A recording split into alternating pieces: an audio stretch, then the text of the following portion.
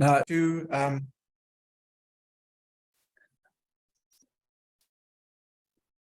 Hello, my name is Mayan. do you want us to? I am part of the Kufunda Village School. We are a Waldorf-inspired school at Kufunda Village, just outside of Harare. And I'm joined here today by two of our teachers, Trevor Button and Elizabeth Madanire. And we're having a small conversation, or rather they are sharing some of their insights around the power and use of story in the developing young child. So we'll speak in particularly about the preschooler and the child in early primary, so up till grade 3, class 3. So I'm here lightly hosting, and I'll ask questions also as a mother myself. And our hope is that you will find insight and inspiration for yourself as a parent, but also to deepen your understanding of what Waldorf is and what it can bring to our children. So I'm going to let Trevor begin. Trevor, I don't know if you want to also introduce yourself briefly and then share a little bit about how we work with story and what the meaning and value of story is for the preschooler. All right. Yeah, thank you, Mayan. I'm a teacher here at Kufunda, although only for this year, and I've been teaching class 5. But I did start my teaching career about 40 years ago in Cape Town at the Constantia Waldorf School, where I was a kindergarten teacher for 2 years. And I'm speaking now out of that experience of my 2 years of working with children from about the age of 4 to 6 or so, 4 to 7. And in between, I've done other things, but and I've also been working in Germany as a Waldorf teacher. So I have experience of Waldorf education quite a lot. And as I say, I'm going to be speaking more now as an old preschool teacher, kindergarten teacher, about storytelling. So I'm going to start now with what I'd like to bring. And when we think of education of children, what we're really doing is we want to bring or make it possible for the child to have a healthy relationship to the world. Each one of us, each individual human being, has to find his or her relationship to the world. And the more healthy and the more harmonious our relationships to the world can be, that means to other human beings and to nature, the better for the world and the better for us as individuals. So healthy living is harmonious living. And healthy learning means to learn about the world in a harmonious way and to learn what it means to live in harmony with humanity and with nature. Now, living in harmony also means that I have to, or as an individual, we have to think in harmony. We have to think harmoniously. If I can't think harmoniously in the world and of the world and about the world, then I cannot live harmoniously with the world. If I have errors in my thinking, or if I have personal preferences which lead me away from living in harmony, then I'm liable to fall into error and to make mistakes, which is okay. We're allowed to make mistakes, but a healthy education is also there to help us not make mistakes and to learn how to work and live, so to say, creatively with the rest of the world. And this means that we are working ultimately on our thinking. If our thinking is erroneous, our doing, our willing will be erroneous as well. And if our thinking is not harmonious, our willing will also not be harmonious. There's a direct connection between my will and my thinking. Now, the stories that we tell the children in the preschool, actually, the stories that we tell the children anyway, whether it's in preschool or in primary school, or even in high school, they are, if they are to be healthy, they must be based on a clear thinking, on clear and harmonious thinking about the world. And I'm sure Elizabeth will show us a little bit more in detail what that means in class 1, 2, and 3.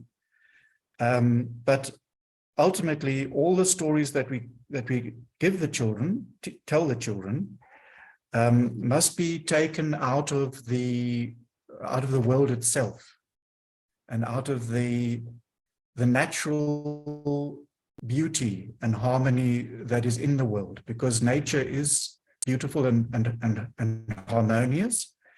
And if we want to bring this world to our children so that they learn about the harmony and the beauty, then we have to take our stories from that world itself and try not to add anything that is unharmonious and untrue and in disharmony with the rest of the world. So the stories that we tell our children are based on the world itself. In the preschool, we tell stories mostly which have to do with nature. We don't need to tell the children stories about fairy tales, although we can tell fairy tales because they will also come out of life, come out of human life. But for the small child, the child is confronted with a world which is full of activity. Everything is active in the world for the small child. And the small child in the preschool doesn't think as we think, as adults think, or as teenagers think. The small child is living in his will, which means that anything that we say and tell the child of this age has to have a will base and not an intellectual or a thinking base. And yet the stories that we tell, if they're will-based, they have to be in the background. There has to be a healthy thinking that out of which the stories are created. So Trevor, when we tell nature, yeah.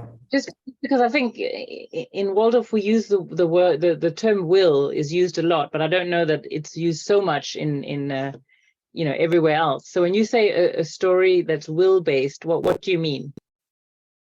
Okay, when I tell you, I'm going to tell you a little story, which could be told in a kindergarten, in a preschool, then you'll see what I mean. So if I could just leave that question for the moment, and just go on with what I was going to say. So the nature stories that we tell are about nature, and the kindergarten teacher has to observe nature, has to observe the processes of nature, and in these processes he has to, so to say, or out of these processes and out of these natural phenomenon, he has to try to create a story, which when the teacher tells the child, that the child learns something about life itself, and not just something that is taken out of the fantasy of the teacher. So I'm going to give you an example of what one could tell a child in the preschool. It could go like this. One day, the sun was shining high up in the sky. He had to look down on the earth, and he loved to look down on the earth and see the trees and the animals and the people. Now, it was also very hot for everyone on the earth, and especially the trees wanted rain to fall so that they could drink water again. The trees asked the sun for some rain, but the problem was that the sun hadn't seen Brother Wind for a long time, and it was really Brother Wind's job to bring the rain. But luckily, the sun looked everywhere and found Brother Wind, and eventually found him far away, making big waves in the sea. And the sun said to Brother Wind, the plants and the animals on the land need rain. Please, could you bring some rain clouds to the dry country far away from here? So Brother Wind heard what the sun had said, and he blew hard, and he created great big rain clouds that started to form. And he blew even harder, and they moved away from the sea to the dry country, up high up on the land. The clouds went higher and higher, and the higher they went, the more dark they became, because they were heavy with fine water raindrops. And these raindrops wanted to fall down on the earth. Eventually, the big dark clouds reached the dry land where the trees were asking for water.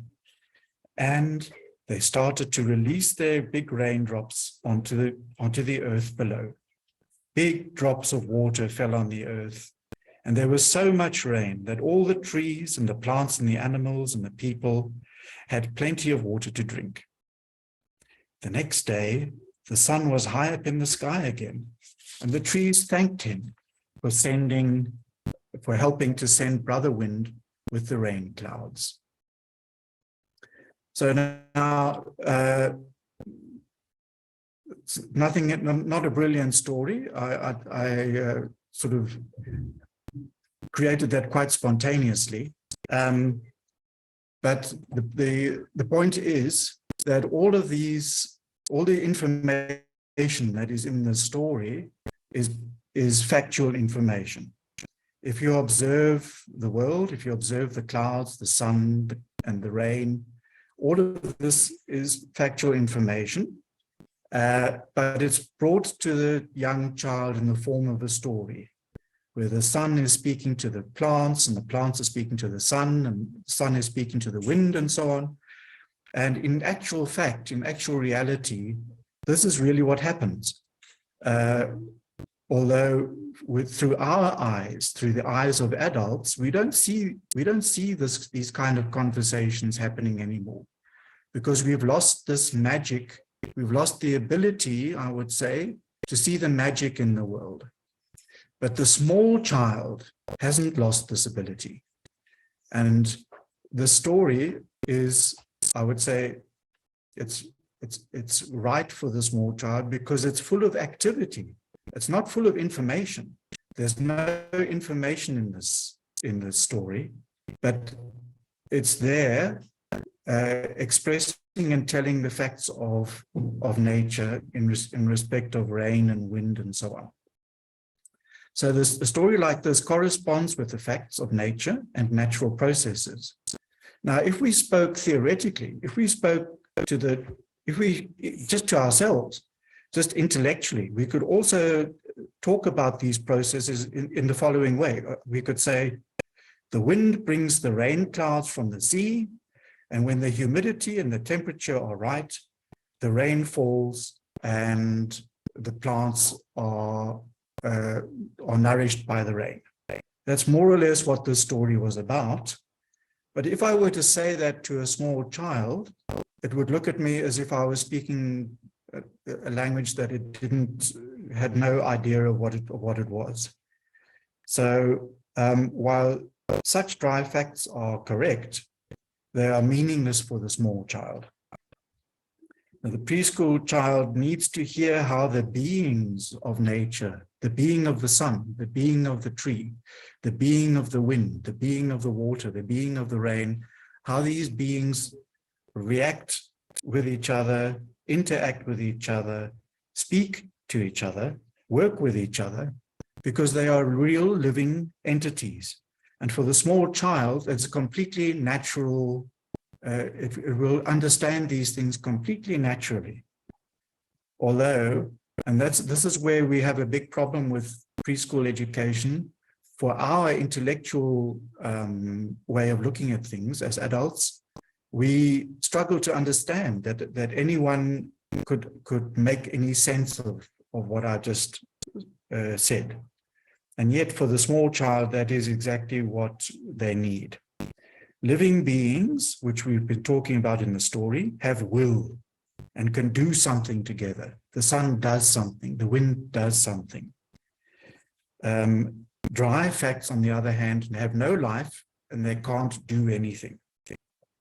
And therefore, the stories that the story as an example is a will story. And as a will story, it means that the child, who is also a willing being, can relate to it and understand it. And just as the natural processes in the world are actually different beings interacting and reacting with each other, each one according to its own inner laws, so too do these processes, natural objects, that can be treated as beings, which have dialogues and react and interact with each other. So these dialogues are not arbitrary, they're not silly, but real and alive. And it's the art of the teacher to observe life as accurately as he or she can, and bring these observations in the form of stories to the small child. These are world realities that one is giving to the child.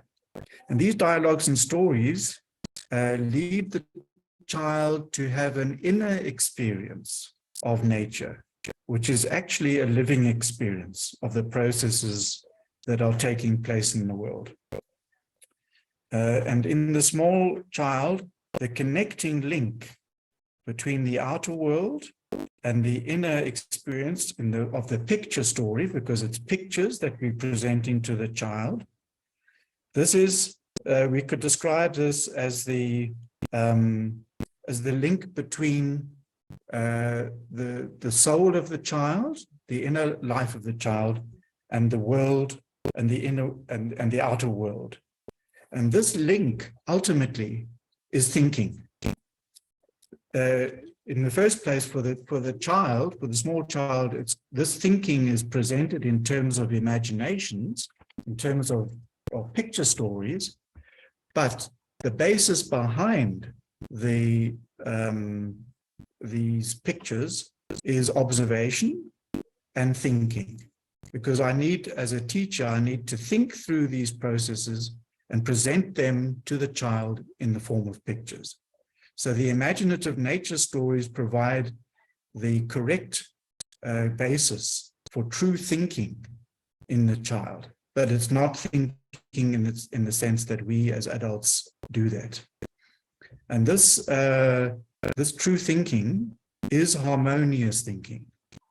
And it is the thinking which ultimately, when the child grows up to be an adult, transforms into a healthy understanding of the world, and in fact into a love for the world. So these nature stories are told and have to be created with love and reverence for life, and are themselves born out of the striving of the teacher to see the harmony and to see the wisdom that is built into the world and which can be presented in this way to the child. Sure, beautiful. Thank you. Thank you. So I was gonna, just before you go on, Elizabeth, so Elizabeth will continue with classes 1, 2, and 3. So originally, as you started speaking, I was like, but why stories in the first place? But what I'm hearing from you is that with the story, in the way that you've described it, the teacher is actually translating these facts, observable facts of life, of nature, harmoniously, with almost like, but keeping the magic alive, keeping the beingness of the world alive, and letting the child enter in that way. And that's how the child can meet the world. With in a slightly more conscious way, where the imagination gets activated and not just be in it, you know. Yeah. Yeah. Is that would you Yeah. is that Yes, accurate? exactly. Okay. And you also Yes, thank you. art Yeah. of Yeah. teaching. And I think that's the thing. It actually is an artistry for the teacher, not just to take stories, but to do this observation and to cultivate and develop different stories for the different seasons, different stories for different moments in the life of nature and the community, and bring those to the children. Yeah. And I guess it's Yeah. something we also do as parents, would you say? Yes, exactly. Yes, exactly. I mean, I was going to add to what you've just said, which is very nice. Thank you. What the teacher does in the kindergarten is has a nature table. The teacher has a nature table, and whatever happens in nature, whatever the changes are, if it's autumn, different leaves appear on the nature table, and seeds and all sorts of things. And these the teacher then weaves into the stories that he or she tells the children, but the children also are presented with the things on the nature table. And part of the art of the teaching is also to take those objects and make little table plays, for example, make little puppet shows. One can take little gnomes and little fairies and get them to do something with these leaves and the things that the teacher brings into the classroom. And I remember I used to say, when I was a kindergarten teacher, I used to say to the children, whatever you see on the road or in your garden, bring it along and put it on the nature table. And then I used to try, I was never really good at this, but I used to try and weave these things into the stories, so that what the children were experiencing and collecting and seeing became part of a story, and not just another thing that they could pick up, as you said, not just looking at the world kind of blankly, but beginning to see how this thing that they've picked up, this oak leaf or this acorn or whatever it might be, what that is, and how it relates to the tree and to the light and to the earth ultimately. Because when the acorn falls off the tree, it falls onto the earth, and the earth says, "Oh, that's nice. I've got another acorn to look after," and the acorn goes into the earth, and out of the acorn grows another tree. And these are stories. This is a whole story in itself. And so I'm going a bit far now, but one needs to bring again and again the everyday facts that the children are experiencing into the imagination and into life, and that's learning about the world. Beautiful. And maybe after Elizabeth, let's see what you bring, Elizabeth. We can speak a little bit more about the imagination. Because some people might say, but why is this important? They just need to learn that this is how the weather patterns work. But there is something about, you also said, this is the foundation for generative thinking. You didn't use that word, but for true thinking later. That's being actually laid down in kindergarten when we allow the child to meet the world harmoniously. So, Elizabeth, what happens? Primary. Thank you, Trevor. Thank you. Yeah, my name is Elizabeth Madanire. Currently, I'm teaching class 2s and 3s. I've been teaching for more than 20 years now. And surely I've been using stories to teach my children. And somebody can ask, why stories? Why did I have to use stories? Stories are very interesting. I know after a hard day, you want to relax, you sit down, you take a book and read. That's a story. Or you want to listen to the radio or watch the TV, because there is a story behind all this. Now, what about in the classroom? Now, in the classroom, as teachers, we use stories because they are an asset, a very good asset to us. We can fine-tune them, we can change them, and make them say or portray the message that we want to portray to our children without giving them too many facts. if a child listens to a story, that story begins to live in the child, and the child can begin creating pictures from the stories. So as a teacher, it is very important for one to be able to create many different stories to suit different subjects. For example, I'll tell you, when we are doing maths, we also have a story. And that story, especially in class 1, is so interesting. It talks of a farmer who had a very big farm and he had so many crops. He wanted somebody to pick up and collect all the crops and store them. And so who was able to do that? It was Farmer Plus. So that's how you introduce addition. And Farmer Plus collected all these crops into a big storeroom, but then still the farmer needed to share whatever he had in the storeroom, and he shared. But who was going to share? It was mini minors. So you can see I'm introducing different mathematical concepts, but through stories. And the children will really be interested in the story and listen to them. They will be very able to do it together with the teacher. And when they go home, they'll be still looking at everything and thinking, oh, Farmer Plus will be adding and mini minors will be giving, and then move on to division and multiplication. But truly, when we start looking at these stories, not like that I just tell a story, but I have to look at the age of the child. There are different stories, just like what Trevor has been telling us about the nature stories.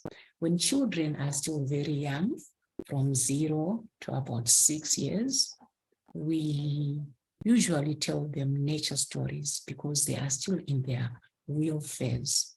They want to move around, they want to investigate, they are so much into nature, they ask a lot of questions, and because of that, we have to tell them facts about nature through the stories.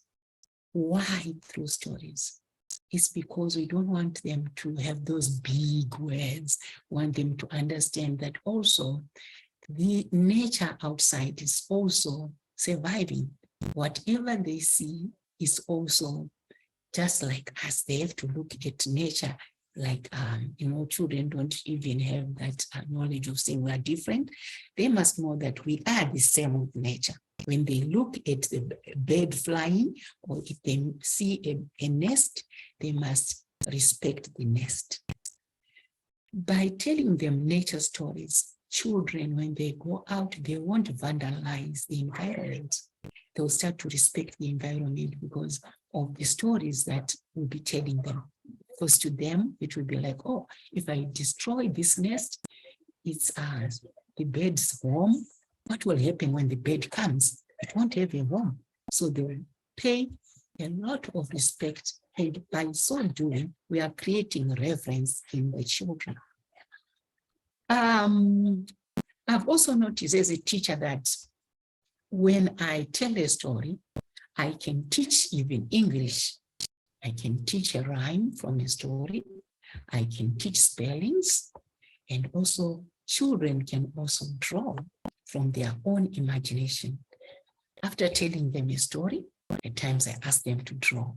Then they draw from their own imagination, and you can see from the different drawings that the children make how their imagination has been affected. Also, you can also ask them to write a short summary about a story that I've told them. And all this is learning, but without them being very cautious that now I'm learning, I'm doing this. It's like they'll be very happy. It's a creative way of learning.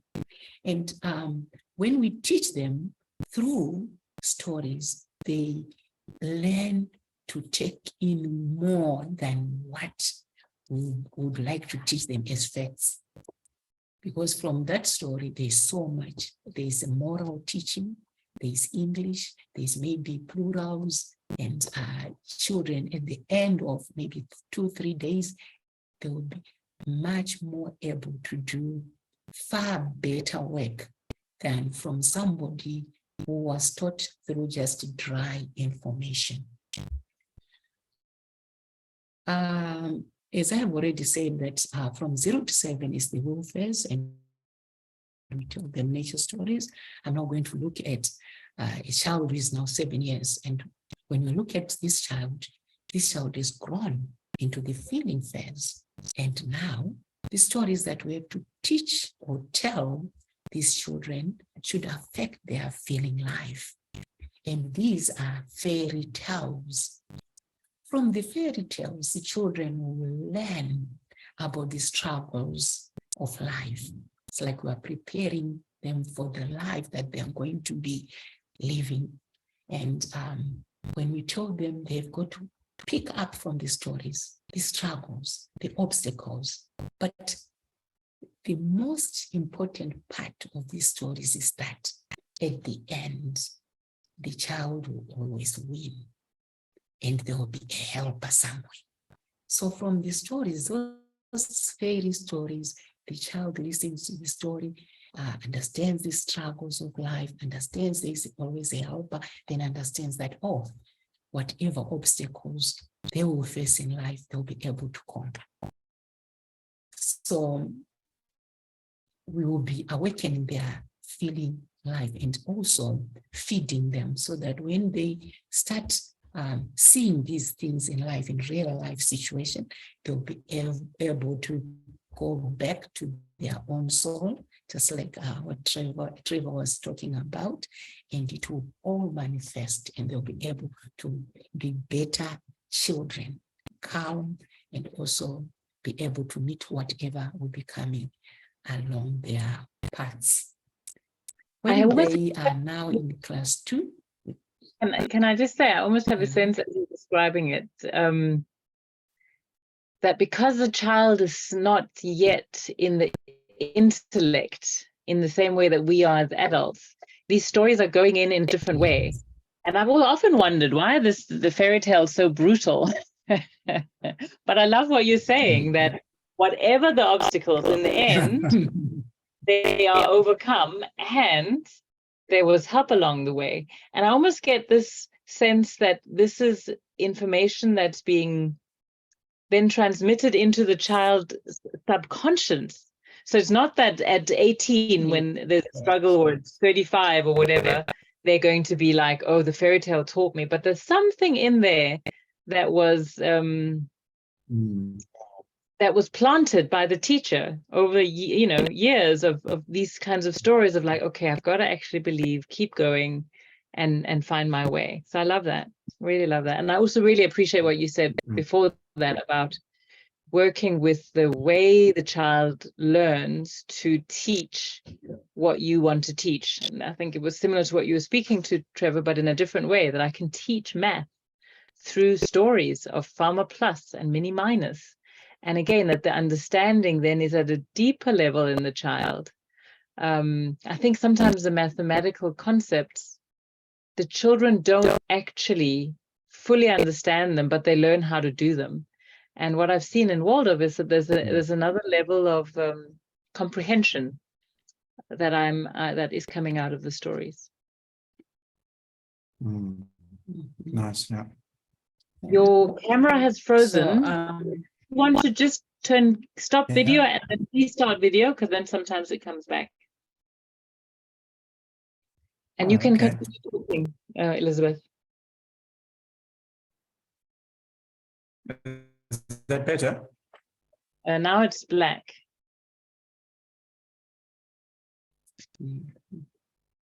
Just turn it on and off and it'll come back eventually. Go on, Elizabeth, we can hear you. So fairy stories, they help the child to have faith and also to build courage within themselves for the future. So having built that in the child, we know that whatever the child will be facing later in life, the child will be able to handle it. Then in class 2, we teach animal fables and saying stories.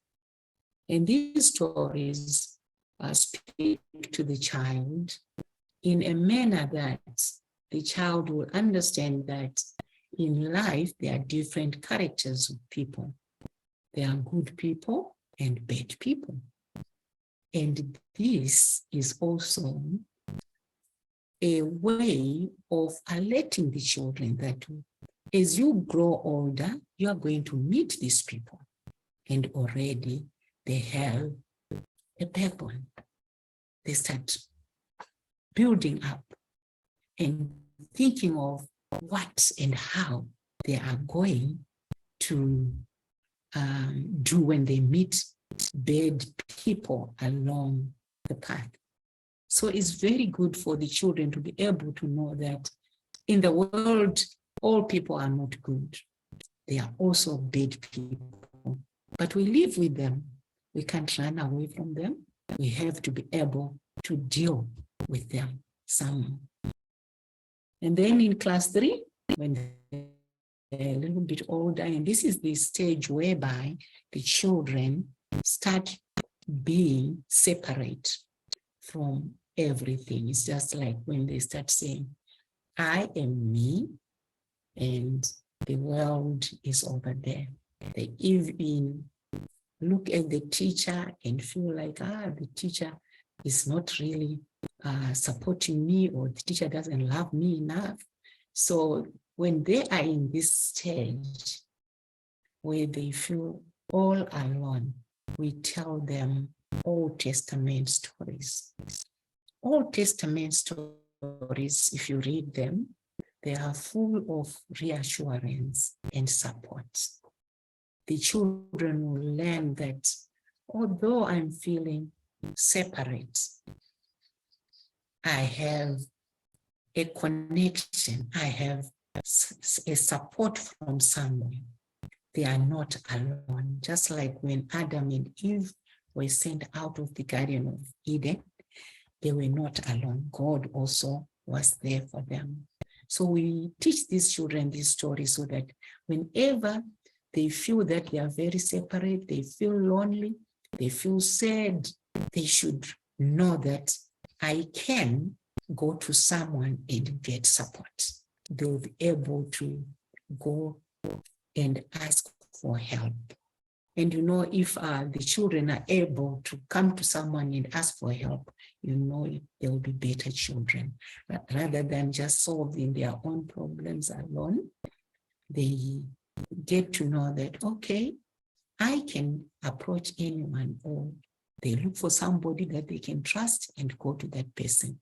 Now, the challenge is that if you are the class teacher, you have to be someone who is able to do it, who is really truthful, who is good enough, who is courageous enough to help them. So through these stories, when we tell them, it's like we are preparing them for a life that they are going to meet. Stories are not just told. There is so much that the children learn from stories. It's still the same even with us adults. When we hear stories, we pick up so much from a story. And stories they live forever. They are always. If you tell them today, tell a story today, tell it next year, it will just be very interesting, just as before. So stories live forever, and they have so much in them. We learn a lot. There are so many lessons in the stories. And when we tell them, we really have to tell them with reverence. We have to tell them, we have to tell stories thinking of the age of the child. There are always stories that really speak to the souls of children at different developmental stages. Thank you. Thank you, Elizabeth. The end of my talk.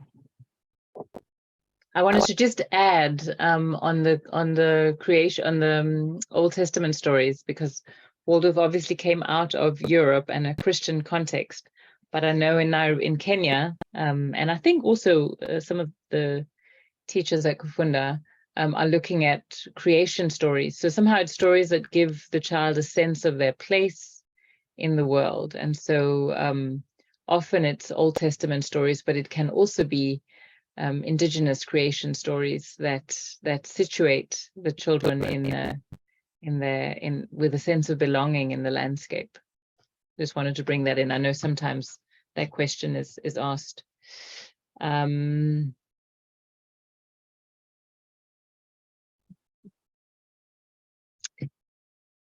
Yeah, so what I heard from you, Elizabeth, was quite a lot of specific things. Class, 0 to 7, the nature stories, then the fairy tales that ultimately we overcome, then the fables, that we also get introduced to different people and trickster energy, and then the creation stories and the stories for the class 3s.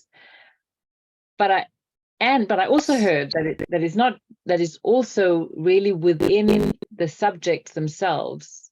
You seek to make use of story as I'll call it a technology, as the technology to capture the child's imagination and heart, so that the material comes to life in a way that isn't the dry factual that you were referring to earlier, Trevor. Can either of you maybe say a little bit more about that? And I just found a quote from Einstein, and he said, "Imagination is more important than knowledge. Knowledge is limited. Imagination encircles the world." Yes. Yeah, nice. It's a nice quote. Also that. I was just thinking maybe one could say a little bit more. We've been speaking more as to what teachers are doing in their schools and so on. At our last session, we had a number of parents, who were, it was just some lightning and thunder here, right here.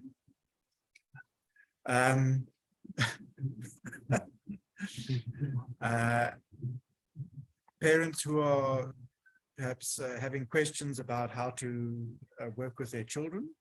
And one of the things that I learned as a teacher, as a kindergarten teacher, maybe this could be helpful for parents if they have this question, because the parent can also make up nature stories, because all of us have imagination and all of us can observe nature.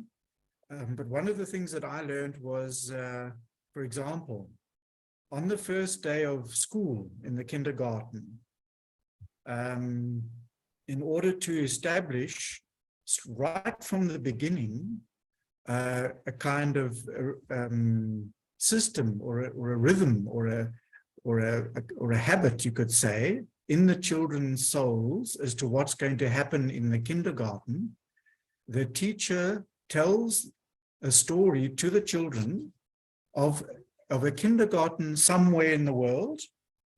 And in this kindergarten, these are the things that happen. The children come to school, then they put their bags down, and then they come inside, and the children go to the teacher, and they shake the teacher's hand, and they say, "Good morning, teacher," and then the children go and play, and they can play with other children, or they can play with the toys, or if the weather's good, they can go outside.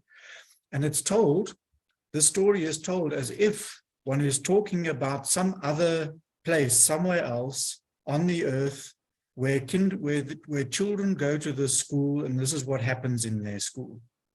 And at first I was quite skeptical of this, because I thought to myself, well, why don't I just say to the children, well, this is what you must do when you come to school, and this is what you do, and this is what I do. Anyway, I told the story on the first day, as I was as indicated, and it was amazing, because from the second day of school, the children did exactly what was in the story. And I didn't need to say a thing anymore, because I told the story exactly as what we wanted, as a kind of pattern in the daily running of the kindergarten.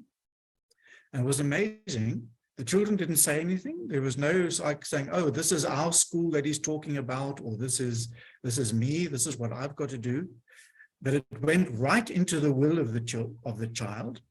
And the next day, that obviously stepped on this story. The next day, they came to school, and it was fascinating for me because they were doing exactly what I had said in the story. And as I said before, I didn't need to repeat anything. And for the children, it was completely natural. And so when one tells a story, if one wants to get, so to say, the children do, or a child even, to do something that you feel is necessary or that you want and is good for the child, then you could actually just tell a story of how it is in a family, and the mother is at home and she's doing this and that and the next, and when the children come in, whatever, then they come and say hello to the mother, and then they go and play in their bedrooms, or whatever the case might be. Whatever you feel that the child would need, you could weave that into a story. Not saying you do this and Peter did this and Peter must do this, or whatever the case might be, but some imaginative picture that the child can enter into, and it knows that it has to do with itself, but it doesn't reflect on itself and say, "Oh, this is all about me. This is all about my situation. This is all about my school," and yet it works directly into the will. And if it's done in a healthy way and it's done for good reasons, then the child takes it up, and it's completely natural.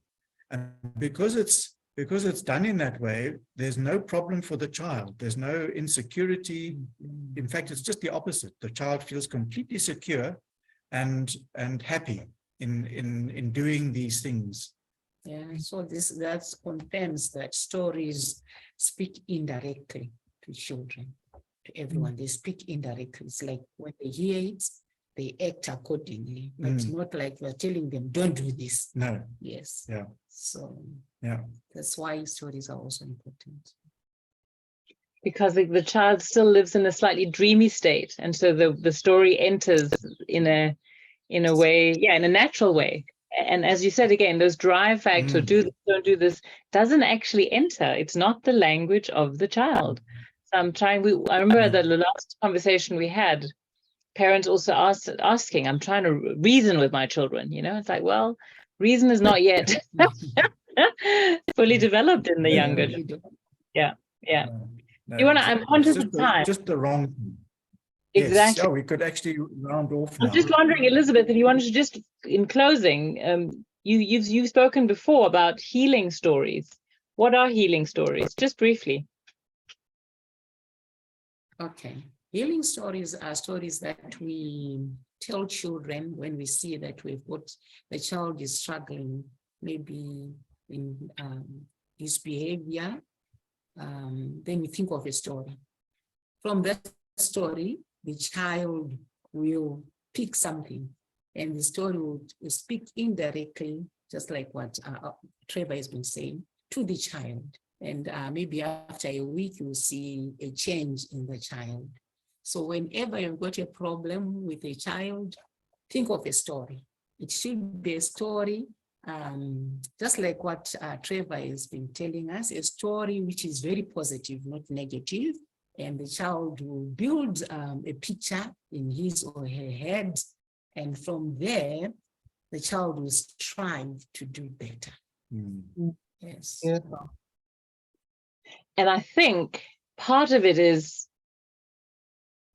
imbuing that child's imagination with another possibility than whatever it is that they're doing in there. Often they're used with, children who are maybe a bit aggressive to other children, or whatever the problem might be. But I also think part of the healing nature of the story is that the teacher is taking time to think about a story that might serve that child. So as a teacher, you're connecting with the challenge of this soul, building a story and sharing it with the whole class, not as a you, but the whole class receives the story. And then something is leaving. And so for me, I just want to, in closing, say I think that is what I love about Waldorf, is it's not one size fits all. It really is receiving. You spoke about reverence, and it really is receiving each child in reverence and finding the way. And the stories are a big part of that. So thank you. Yeah, and perhaps just to add a little idea at the end now, because each child has its own faculty and its own abilities and its own strengths, it can take the story and use it to its own degree, for its own, so to say, individually. Right. Whereas a fact is given, so everybody has to use it in the same way, but an imaginative picture, everyone can take something from it that suits him and for his needs, his or her needs. And it can continue to live and unfold in the psyche of the child. Yeah. Yeah. Wonderful. Good. Well, I look forward to more such conversations. We'll have to see what themes we might enter into. It was a lovely beginning. Thank you. Good, yeah, thank you, Mayan.